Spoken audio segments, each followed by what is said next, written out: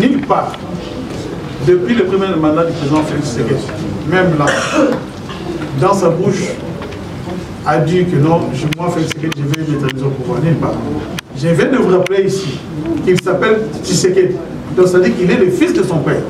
Et nous connaissons le combat de son père, nous connaissons sa logique. Et le président de la République, que je connais personnellement bien, travaille pour l'intérêt suprême de la nation. Et je vais vous révéler une chose. Gérer le Congo n'est pas une chose facile. Je crois qu'il y a des ministres ici. Si on vous donne même une petite parcelle de pouvoir, pour fermer même l'œil, c'est tout un problème. Donc votre téléphone doit être toujours ouvert et ça sonne à tout moment. Le jour que vous quittez le pouvoir, c'est le jour-là que vous vous reposez. Donc, il faut enlever ces discours-là que dans le président de la République va s'établir au pouvoir. Non. Je viens de dire ici que tout changement ou révision de la position a toujours été pour l'intérêt suprême de la nation. Mais là, c'est un débat qui est ouvert. C'est un débat qui est ouvert. Mais il ne faut pas déjà commencer à condamner ou à clouer le président de la République, à clouer. J'ai entendu un de vos confrères ici parler de Augustin Kabouya. Mais il a émis son point de vue en tant que Congolais, en tant que leader politique. Ici, le débat de la Constitution n'est pas seulement pour l'union sacrée ou non. Je suis Congolais.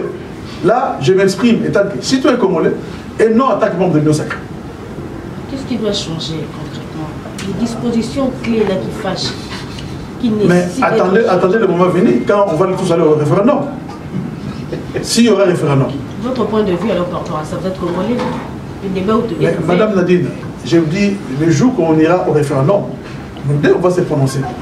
Donc pour l'instant, ce n'est pas encore le jour ni l'heure. Mais je viens de citer l'exemple ici de l'élection de gouvernement de province. Par exemple, ça ce sont des choses à réfléchir. Les choses des sénateurs. Vous voyez tout ça.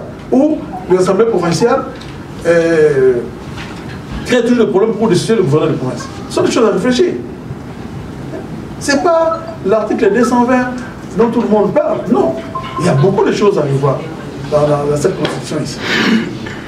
Donc pour être élu aujourd'hui gouverneur de province, il faut avoir à peu près 5 millions de dollars.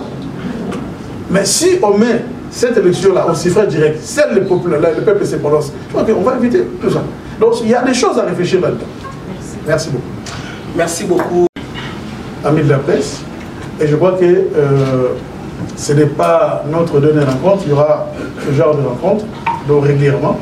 Je remercie aussi très particulièrement les ministres qui sont ici, Excellence Antoine Gonda, Excellence de Koussou, et les autres camarades qui sont là.